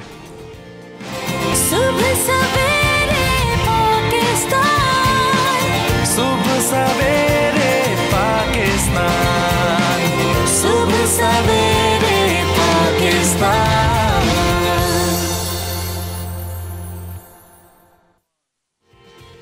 वेलकम बैक जी। अली अमीन गंडापुर साहब के हवाले से अगर थोड़ी सी बात की जाए तो सियासतदानों की इस फहरिस्त में ये ताज़ा इजाफा है जिन्हें मुख्तलिफ मुकदमात दर्ज करके हिरासत में रखा गया है और फिर शहर शहर घुमाया जा रहा है। उन्होंने 6 अप्रैल को पेशावर में गिरफ्तारी दी थी, उनके खिलाफ इश्तियाल अंगेज़ तकरीर का मुकदमा जो है वो दर्ज किया गया। पहले उन्हें अदालत ने जुडिशल रिमांड पर भेज दिया, फिर 8 अप्रैल को उन्हें इस्लामाबाद पुलिस के हवाले किया गया, बाद में उन्हें भक्कर पुलिस ले गई, उसके बाद सिंध पुलिस ने उन्हें अपनी हिरासत में रखा और फिर ईद से कबल शिकारपुर की मकामी अदालत ने उन्हें जुडिशल रिमांड पर जेल भेज दिया। इमरान खान ने इल्ज़ाम आयद किया है कि अली अमीन गंडापुर को दौरान हिरासत जहनी अजियत दी जा रही है और कई तज्ज़ियाकारों का कहना है कि उन्हें हिरासत में इसलिए लिया गया है ताकि वो कश्मीर में हुकूमत की तब्दीली की राह में किसी किस्म की रुकावट ना बन सके। हिरासत के दौरान एक और बात भी हुई, वो ये कि उनके जो लंबे बाल थे वो छोटे हो गए और उस पर भी बड़ी चहमगोइयाँ जारी हैं कि ऐसा क्या हुआ है। उनके खिलाफ बुनियादी तौर पर जो मुकदमा है वो ये है कि इश्तियाल अंगेज़ तकारीर उन्होंने की हैं, बगावत पर उकसाया है, सरकारी एहलकारों को धमकियाँ दी हैं। इसके अलावा भी और कई मुकदमात हैं। अली अमीन गंडापुर साहब पर मुख्तलिफ सूबों में FIR दर्ज करने का मकसद क्या है और क्या कश्मीर की हुकूमत तब्दील करते वक्त उन्हें हिरासत में रखना मकसूद था, और उनके जो बाल थे वो छोटे कैसे हो गए, ये भी एक बड़ा अहम सवाल है। ये उनके भाई की वीडियो हम चला रहे हैं। दरअसल हमने पहले अली अमीन की वीडियो दिखानी है कि अली अमीन साहब की जहाँ पर बाल छोटे हो गए हैं, उस वीडियो में वो खुद ये बता रहे हैं कि वो एक्सप्लेनेशन भी दे रहे हैं कि गर्मी की वजह से मैंने बाल छोटे करा लिए, लेकिन अगर वाकई गर्मी की वजह से उन्होंने खुद अपने बाल छोटे करवा लिए तो नहीं, तो फिर उनके भाइयों ने उनके साथ इज़हार यकजहती किस चीज़ का किया ये हम जानेंगे। और बहुत सारे जो तज्ज़ियाकार हैं, तबसरा निगार हैं, उनको है कि ये बाल उन्होंने जानबूझ के छोटे नहीं किए बल्कि कराए गए हैं। फैसल अमीन खान साहब हमारे साथ मौजूद हैं जी, जो कि अली अमीन गंडापुर साहब के भाई हैं। अस्सलाम वालेकुम फैसल साहब। वालेकुम सलाम सर, बहुत शुक्रिया सर, आपने प्रोग्राम के लिए वक्त निकाला। पहले मेरे ख्याल में बालों वाला ही मामला निपटा दे, क्योंकि मुझे तो सर इस बात पे यकीन नहीं आता। अली अमीन साहब ने तो कह दिया है कि मैंने गर्मी की वजह से बाल छोटे कराए हैं, लेकिन for some reason I don't believe it कि उन्होंने खुद छोटे कराए हैं। मुझे लगता है कि ये काटे गए हैं वहाँ पर, और जितना मैं उस इलाके को जानती हूँ जहाँ से आप लोगों का ताल्लुक है, वहाँ पर बाल और पगड़ी और ये जो एक चीज़ है ये एक बहुत मानी जाती है। और पठानों में, खैबर पख्तूनख्वा के लोगों में इस चीज़ का एक रिवाज भी है कि वो मशर होता है उस इलाके का और उसको एक ख़ास इज़्ज़त एक पगड़ी की है। तो ये उस पगड़ी की पामाली और एक जो एक मेंटल टॉर्चर है, मुझे लगता है कि ये उस चीज़ की निशानी थी जो उन्होंने इनके साथ करने की कोशिश की है। अगर मैं गलत कह रही हूँ तो आप मुझे करेक्ट कर दें। देखें जी, सबसे पहले तो आज अली अमीन का 20वां दिन है।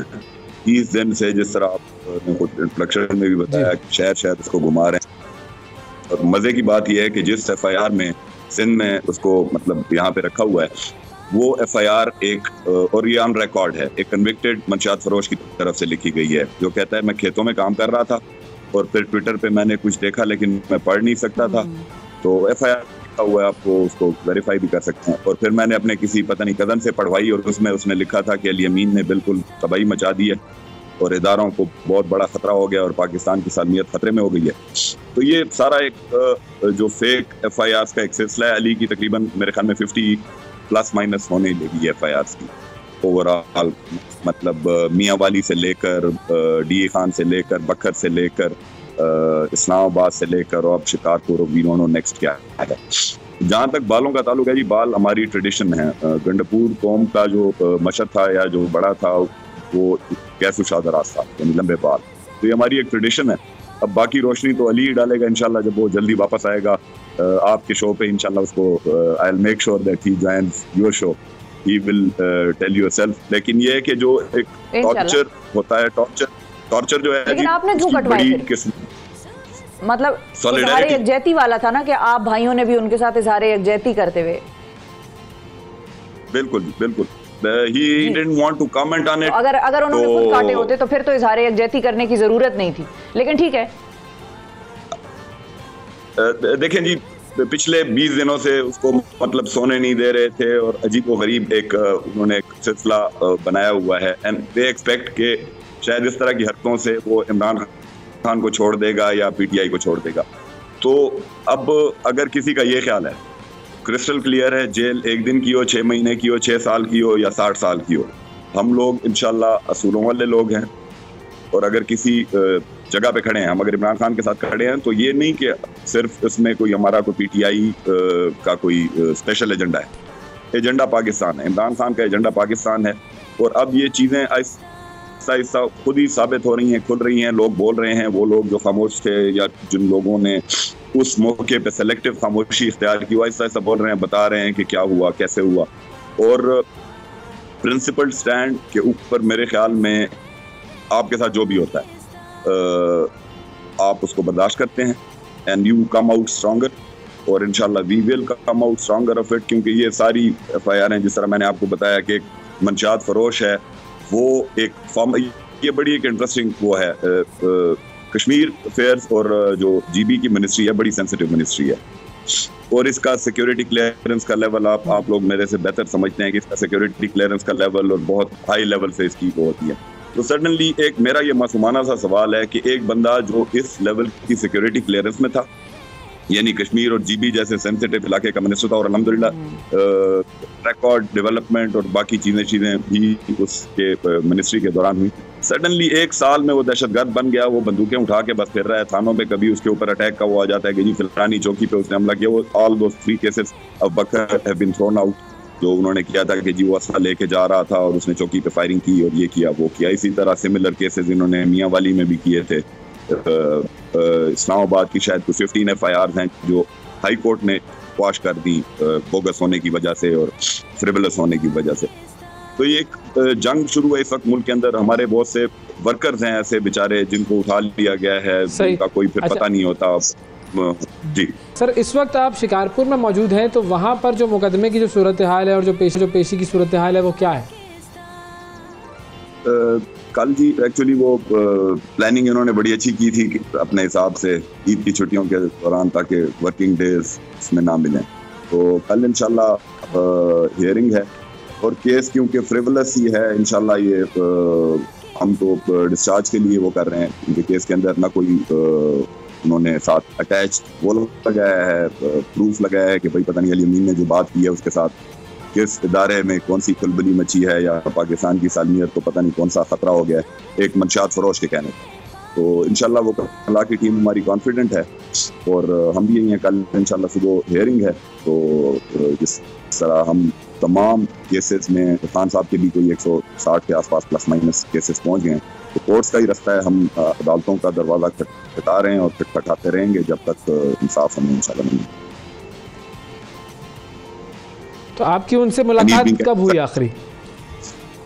मुलाकात तो सर उस वही अदालत के अंदर बस जो हो जाती है। अनफॉर्चुनेटली 20 दिनों में ये भी एक बड़ा डायलेमा है, उसका कोई मेडिकल शेडिकल भी उन्होंने नहीं करवाया जो कि रिक्वायरमेंट है, और मल्टीपल 2-3 जजेस ने जब उसकी रिमांड वगैरह दी, क्योंकि वो रिमांड पे रिमांड ही चल रही है, तो उन्होंने भी मेडिकल का कहा, लेकिन कोई मेडिकल शेडिकल उन्होंने नहीं कराया। बाकी अदालत के अंदर वो वही है कि बस कान में कोई बात कर ले बंदा तो कर ले, बाकी मुलाकात का भी कोई ऐसा नहीं कर रहे। तो कल तो वैसे भी वर्किंग डे है, तो और जो इमरान खान साहब ने कहा था कि जी इनके ऊपर ज़हनी तशद्दुद किया जा रहा है, उस हवाले से आपको लगा कि इनके साथ इस तरह का कुछ मामला हो रहा है, या उन्होंने कोई आपको बात की हो इस हवाले से?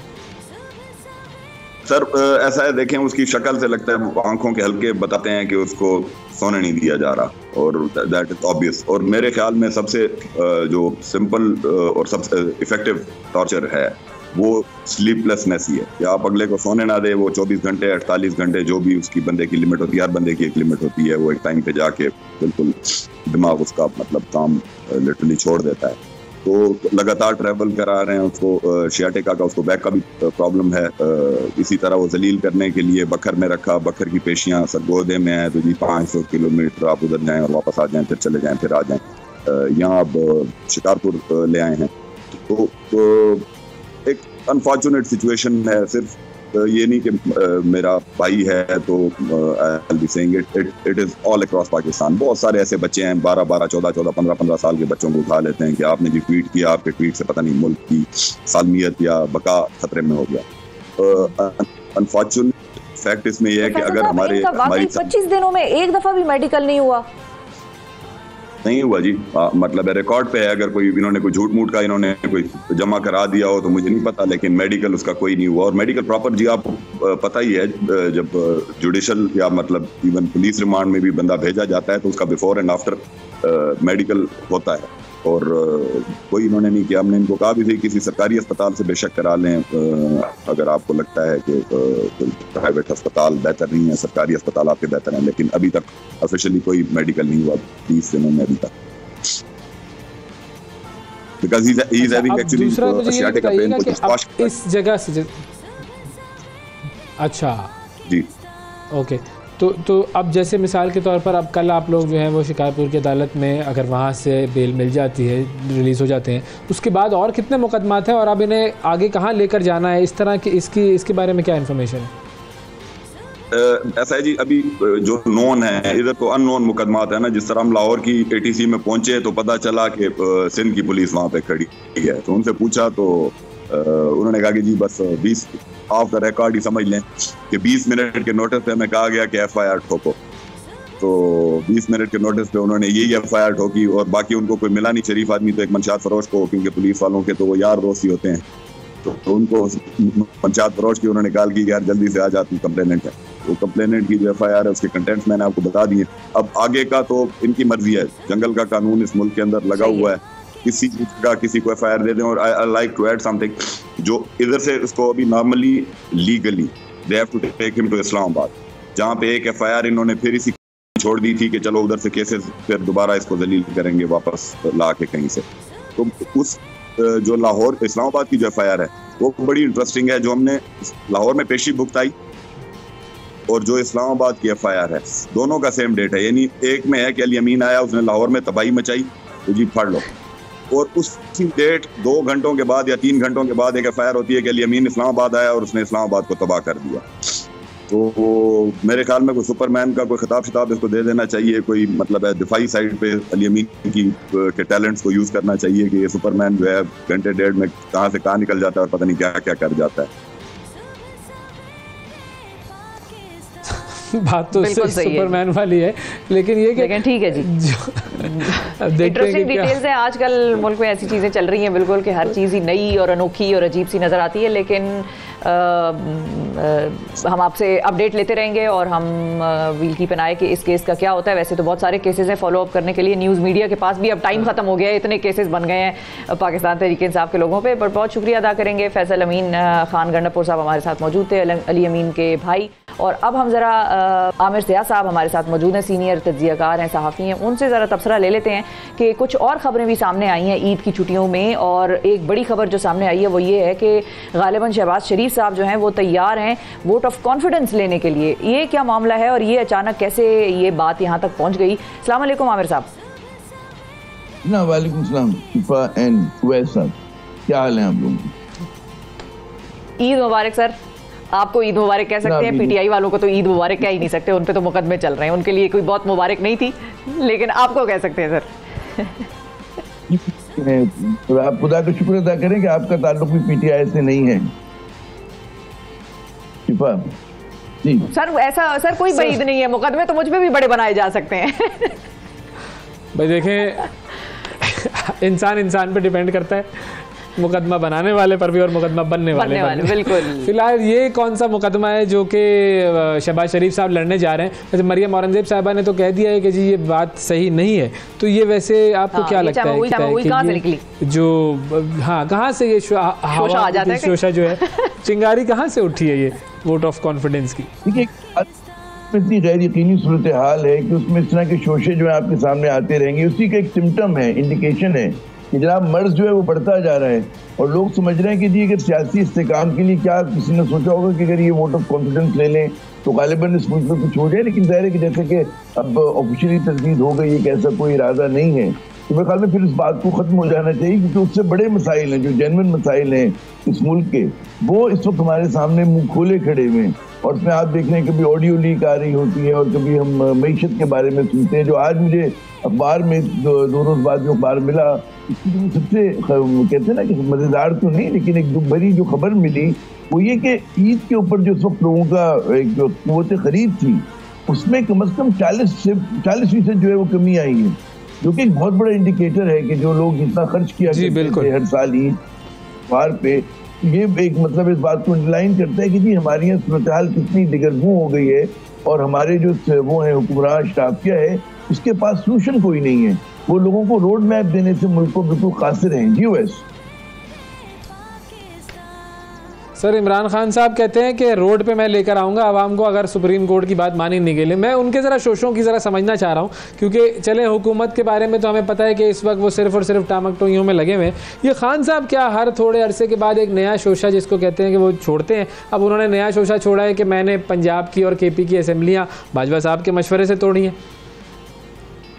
अच्छा, पहली बात हुई कि सड़कों पर आने वाली बात ये कि हमें समझना चाहिए कि PTI यकीनन एक बहुत मकबूल जमात है, लेकिन क्या वो अपनी मकबूलियत को ट्रांसलेट कर सकते हैं एहतजाज में, ये एक बहुत बड़ा सवाल है।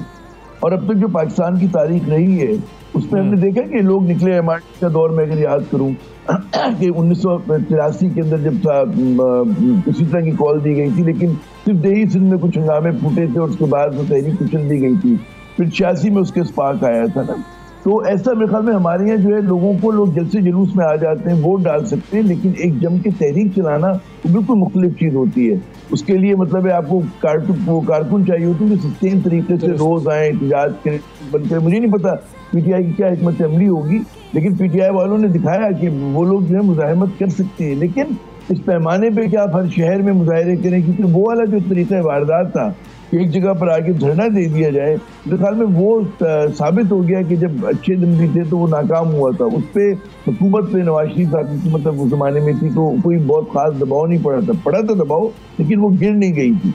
तो उसमें इमरान खान को एक मतलब सोचनी होगी कि क्या वाकई ये कॉल देना मुनासिब है या कॉल की धमकी से काम चलाना मुनासिब है। तो बाद औक़ात मुक्के का इतना असर नहीं होता जो मुक्के के खतरे का होता है, तो वो उनको सोचना पड़ेगा और अपने कौम के मिजाज को भी हमें समझना पड़ेगा कि लोग है कि स्पॉन्टेनियस जो है वो बगैर किसी सियासी उसके आ जाएं कि गाइडेंस के भी लोग आ सकते हैं, क्योंकि हालात बहुत ख़राब हैं। लेकिन इसका एक और वो भी निकल सकता है पहलू के सिर्फ आपके क्राइम बढ़े, सोशल अनरेस्ट बढ़े, लोगों में मायूसी बढ़े, क्योंकि हो रहा है और उसको आप इंडिकेट करो कि बड़े शहरों के अंदर जो है जराइम में बेतहाशा इजाफा हुआ है। तो भी पता नहीं कि इमरान खान ला पाएंगे नहीं ला पाएंगे, ये भी देखना है। जी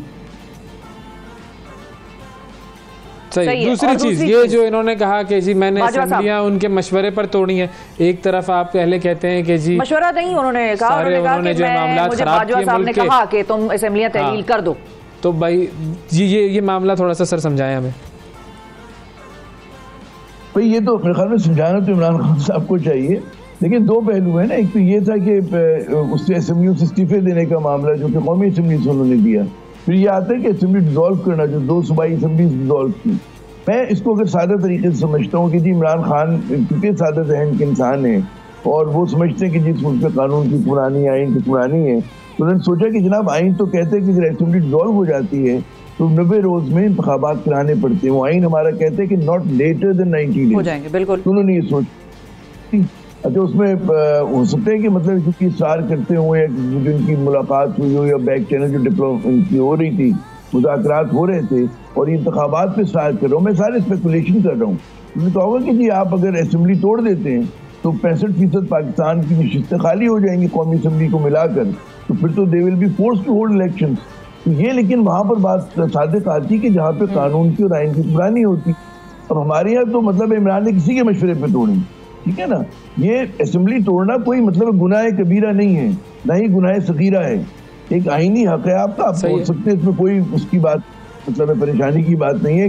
और क्यों तोड़ सकते हैं, उसकी वजह होती है ना एक असेंबली में कि अगर आप समझते हैं कि वोट फंसी हुई, आपके पास पूरा मैंडेट नहीं है, तो आप अपने सिस्टम को अपने हक में लाने के लिए अवाम के पास दोबारा जाते हैं। ये तो बड़ा ही जमहूरी और आईनी तरीका है। अब लोग कुछ आईनी तरीकों को कह रहे हैं कि जी आपने बड़ी गलती की। जमहूरी और आईनी तो तरीका है, लेकिन क्या हुकूमत भी कहती थी आप उधर की तोड़ दें, हम इधर की तोड़ देंगे। वो जो जमहूरी भी थी, बिल्कुल जो जमहूरी तरीका है वो किन लोगों के दरमियान की डिस्कशन में हो रहा है, जिनका काम नहीं है, जिनके बारे में कहा जाता है कि उनको न्यूट्रल होना चाहिए, जिनके बारे में वो खुद कहते हैं कि हम न्यूट्रल है, तो फिर वो डिस्कशन का पहलू बनता ही नहीं है। दोनों की तरफ से उनसे मशवरा लिया ही क्यों जा रहा है, उनसे डिस्कशन की ही क्यों जा रही है। नहीं चलो, सियासतदान तो बहुत बुरे हो गए ना, बहुत ही बुरे हैं, हमेशा अपना इक़्तिदार बचाने के लिए कौम और मुल्क की तकदीर दाव पे लगा लेते हैं। तो जो मुहाफिज हैं वो क्या कर रहा है, ऐसे मशवरे दे रहे हैं लोगों को। वो तो खान साहब तो चले बहुत जो भी उनके लिए अल्फाज इस्तेमाल करें कि चलो भाई नादान है तो मासूम है तो भोले बड़े हैं, तो वो कैसे हमारी सियासी उनके साथ ये भावताओ और ये बार्गेनिंग कर रहे हैं, वो क्यों करते हैं फिर? देखिए, ये जो आपका सवाल है कि देखिए हमें समझना चाहिए जो इस मुल्क के मारूजी हालात है, हमें अच्छा लगे हमें बुरा लगे, पाकिस्तान आर्मी का एक किरदार है हमारी सियासत में। वो कभी मजबूत होता है, बाज़ लोग कहते हैं कि जी मनफी होता है, तो उसके अंदर एक मिक्स आपको ओपिनियन मिलेगा। तो फौज एक सफे भी थी पीटीआई के साथ, तो पीडीएम कहा करती थी कि बड़ा मनफी बात हो रही है। आज आयरनी ये है कि फौज जो है वो एक सफे पे पीडीएम के साथ है और पीटीआई के दोस्त जो मुखालफिन है वो उसको कहते हैं कि जी बड़ा जुल्म हो रहा है। तो एक सफे पे फिर एक जमाने में इल्जाम लगता था फौज पे, जो आज भी लगाती पीडीएम, कि जी 2018 के इंतखाबात में फौज लेकर आई। अब पीटीआई के दोस्त या लोग ये जवाब में कहते हैं कि जनाब बगैर इंतखाबात क्या पीडीएम को लेकर आ गए। ये बात तो मतलब हमें समझनी चाहिए कि हमारे यहाँ जो सियासी कुव्वतें हैं वो इतनी मजबूत नहीं है, और बहुत सारे मुल्कों में जो तरक्की पजीर मुल्क होते हैं वहाँ पर एक किरदार होता है एस्टेब्लिशमेंट का। जो तरक्की याफ्ता मुल्क हैं उनमें भी होता है, लेकिन क्योंकि हमारा मुल्क अभी है तो यहाँ पर बड़ा क्रूड तरीके से चीजें हो रही होती है। वहाँ पर होते हैं जरा उसमें सटल तरीका होता है, बड़ी सोफिस्टिकेटेड तरीके से होता है कि आपको पता ही नहीं चलता है ना। तो वो एक अलग बात है कि अमेरिका में क्या होता है, बरतानिया में क्या होता है, लेकिन पाकिस्तान जैसे मुल्क में किरदार है। अब जैसे मैं कहूँ कि अगर उन्होंने फर्ज करें मशवरा दिया, और हमारे आज भी क्या आपके ख्याल में हमारे जो हुक्मरान हैं कि जाके उनसे बात नहीं करते होंगे, मशवरा नहीं लेते होंगे, फॉरेन पॉलिसी पे लेते होंगे, डोमेस्टिक पॉलिसी के इशू पे लेते होंगे, वॉर ऑन टेरर के अंदर बहुत ही क्लोज कोऑर्डिनेशन होती है। आप सोचिए ना कि जब आपको कोविड में लड़ने के लिए फौज की इमदाद की जरूरत है, सैलाब जब आते हैं तो इमदाद, मैं इस बात पे मुझे अचंभा नहीं हुआ कि जनाब क्यों दिया। मैं सिर्फ ये कहता हूँ कि अगर फौज का एक और चीज है किरदार अवाम दोस्त होना चाहिए। लेकिन एक और चीज है सर, ये पहला स्टेटमेंट नहीं है इमरान खान साहब का बाजवा साहब के हवाले से। अब जो दूसरा स्टेटमेंट है और उसके बाद जो सवाल है, करते करते मुझे भी डर लग रहा है, मुकदमे की बात भी हो गई मेरे ऊपर, कि पहले परवेज इलाही साहब ने भी इस किस्म की बात की है कि हमें उन्होंने कहा कि तुम इधर मिल जाओ और उनको उन्होंने कहा कि तुम उधर मिल जाओ। तो क्या बाजवा साहब जो कि क्लेम कर रहे थे कि मैं न्यूट्रल हूं या हम न्यूट्रल हैं, हमारा कोई ताल्लुक नहीं है, क्या वो विकेट की दोनों तरफ खेल रहे थे कि आपस में इन सियासी जमातों को इतना लड़ाओ कि ये ना बैठ सकें, उनको इससे कोई फायदा था? देखिए, एक स्टांस होता है ना, एक पब्लिक पोस्चर है, और वो आइन के मैंडेट के तहत फौज कहती है कि हम न्यूट्रल हैं, लेकिन न्यूट्रलिटी जो होती है पब्लिक पोस्चर होता है, क्योंकि जब स्टेट क्राफ्ट आता है उसमें there is no such thing as neutrality किसी भी लेवल के ऊपर। तो फौज अगर ये कहे कि जी हम बिल्कुल न्यूट्रल हैं और पाकिस्तान बर्बाद हो रहा है, तो नहीं न्यूट्रल रह सकते, रहना भी नहीं चाहिए उनको। सही है बिल्कुल। और जो सियासतदान जो कहते हैं कि उन्हें न्यूट्रल होना चाहिए और फिर वो हर दफा जाकर उनसे मिलते हैं, उनसे बातें करते हैं, उनकी बात पे भी फिर मैं तो यकीन नहीं कर सकता हूँ कभी भी। बिल्कुल मत करें आप, बिल्कुल आप क्यों इतने सादा हैं वैसा, बिल्कुल मत यकीन किया करें। मैं ये कह रहा हूँ कि एस्टेब्लिशमेंट परपेचुअल होती है, उसके ताल्लुकात दोनों तरफ होते हैं। तो ये एस्टेब्लिशमेंट होती है वो तो हर तरफ होती है, और वो ये देखती है कि जनाब कब किस चीज के ऊपर कहाँ पे आंच बढ़ानी है, कहाँ पे बात कैलकुलेट भी होता है, गलत भी होती है। मैं जस्टिफाई नहीं कर रहा, मतलब ये तो होता है क्या है कि थिंग्स वो कहते हैं मामला चलते कहते हैं। सियासतदान, आपने बिल्कुल सही कहा कि सियासतदानों में जो मुनाफत है कि वो एक तरफ कहते हैं कोई ताल्लुक नहीं होना चाहिए, लेकिन हर सियासतदान जो है उसको पता है कि इस मुल्क में जो ताकत का मिंबा है, जो वो है असल जो सेंटर ऑफ सेंटर है, वो अवाम से ज्यादा वो फौज की तरफ देखते हैं। और वो आपके ख्याल में आज नहीं देख रहे, आपके ख्याल में पीडीएम आज नहीं देख रही है? ये जो पीडीएम को जोड़ा गया है मजमूए तसादात, वो जो कच्चा सीमेंट लगाया गया किसने लगाया है? ये सवाल है ना। तो इसमें आप इसमें मुजम्मत भी कर सकते हैं, ऐसा ही है। अच्छा, लेकिन मजे की बात ये कि जो बाजवा साहब की जो आखिरी जो तारीख थी, रिटायरमेंट की डेट थी, वो थी 29 नवंबर 2022 और पंजाब असेंबली जो है वो 14 को डिज़ोल्व हुई है और केपी असेंबली 18 जनवरी को डिज़ोल्व हुई है। तो इसका मतलब ये है कि नवंबर और जनवरी के दरमियान ये मुलाकात हुई होगी और बात हुई होगी। तो एक रिटायरमेंट के बाद भी मामला जो हैं वो चलते जा रहे हैं सियासतदानों और इन तमाम लोगों के दरमियान। मुझे तो इस बात पर मज़ीद हैरत हो रही। एक बात पूछी कि जब फौजी अफसर रिटायर हो जाते हैं तो उसकी ठीक है, उसका तजुर्बा होता है, वो मशवरा दे सकता है। आमिर साहब आपकी और लेकिन जो हाँ जी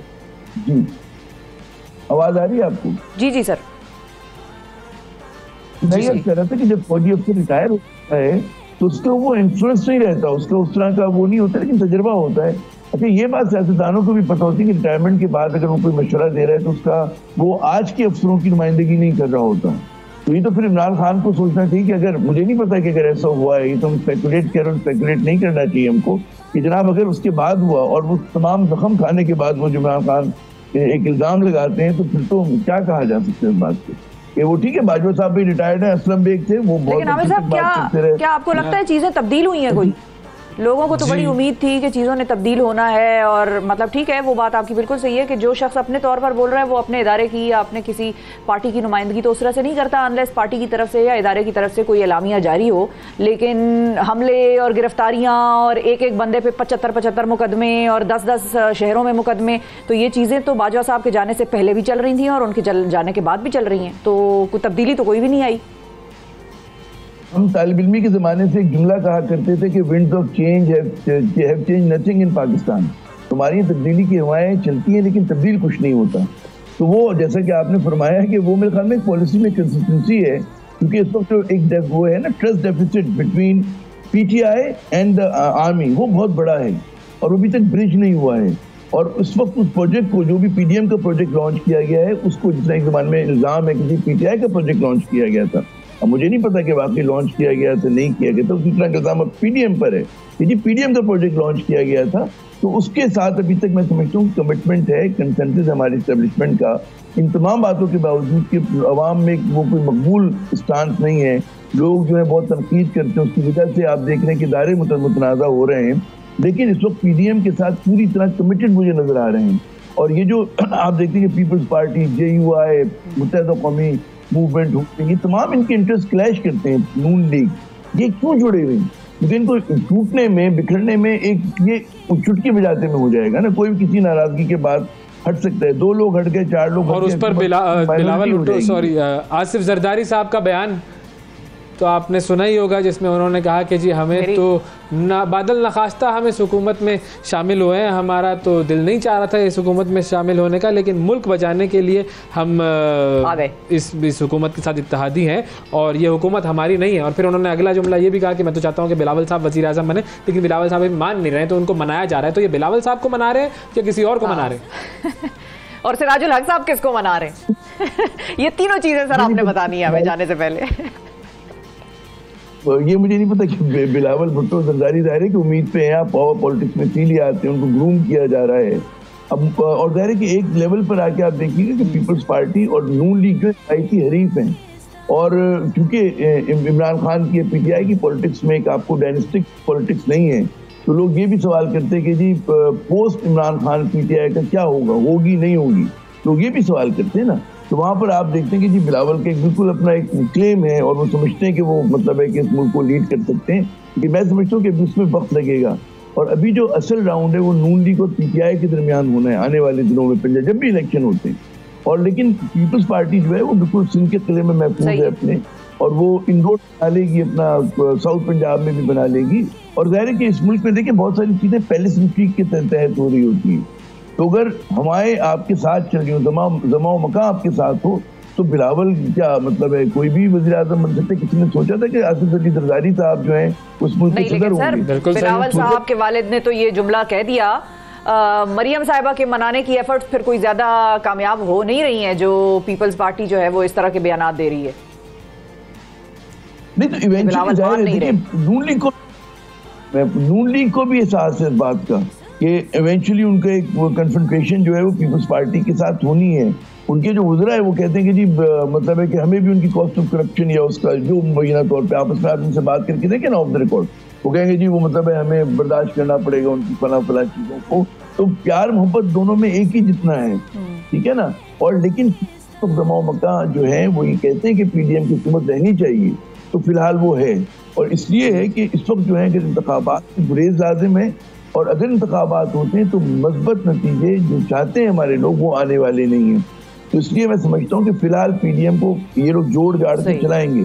एकदम कोई हादसा हो जाए, एकदम कोई ऐसी बात ऐसी डील हो जाए पीछे पर्दा, तो वो फिर आपको रिस्पेक्ट, जब कोई इत्तेहादी पुल आउट करते हैं इससे।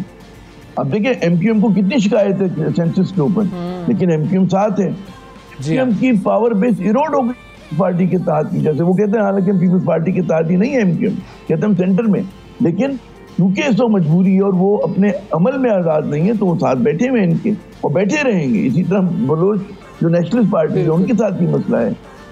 मैं नहीं समझता कि ये चीज़ें उसी तरह से हो रही हैं जो इस मुल्क में हमेशा से होती आई हैं। अगर आप ये समझते हैं कि जनाब न्यूट्रल हो गए हैं और लोगों ने मतलब सियासत में अमल दफ्तर नहीं है, उनको कौम के वसीतर मफाद में सारा मामला चल रहा है और नजरिए जरूरत के तहत।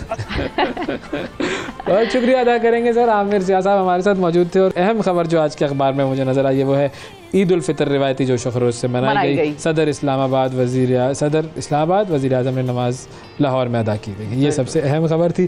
पोल हमने दिया था, पोल का कोई रिजल्ट अभी तक का जो है वो बता देते हैं। बताएं जी। बताते हैं जी। सवाल ये था, पोल दिखाइए। सवाल ये था कि क्या इलेक्शंस आपके मुताबिक अक्टूबर में होने चाहिए या मई में होने चाहिए? तो अक्टूबर के जो परसेंटेज है वो आई है जी 8%, और मई की जो परसेंटेज है वो आई है 92%। तो 92% लोग ये कहते हैं कि मई में इंतखाबात करा दो, साड़ी जान छो। ते अक्टूबर वाले जो हैं वो 8% हैं, वो कहते हैं कि नहीं नहीं अब सब अमन है, सब शांति है, सफेद झंडे उठाए हम। आईन और कानून की पाबंदी की बात कर रहे हैं, वो कह रहे हैं 8 अक्टूबर। बिल्कुल। अच्छा, अगला जो है वो 8% कहते हैं अक्टूबर में। दूसरा सवाल हमारा क्या था कि इलेक्शन जो है वो कौमी असेंबली और सूबाई असेंबलियों के साथ साथ होने चाहिए, अलग अलग होने चाहिए? उसका क्या रिजल्ट आया? इसका जी रिजल्ट है कि हमारे पास जो है वो आवाम कह रही है कि हाँ जी एक साथ होने चाहिए। बिल्कुल एक साथ होने चाहिए। बाकी जो है वो कितने बचे? बाकी मांदा जितने भी बचे वो कहते हैं कि नहीं जी जो है वो हमारा जो है वो अपडेट, इसको कहते हैं डिजिटली अपडेटेड। बिल्कुल 63% हाँ इकट्ठे होने चाहिए, और 37% कहते हैं कि जी इकट्ठे अलग अलग हो जाए, कोई मसला नहीं है। तो ये है जी नाजरीन पोल का रिजल्ट। आज के प्रोग्राम का भी यही रिजल्ट है जी। देखते हैं कि अब क्या होता है, आगे बढ़ते हैं और प्रोग्राम खत्म करते हैं। कल आपसे फिर मुलाकात करेंगे, उस वक्त तक के लिए इजाजत दीजिए। अल्लाह हाफिज।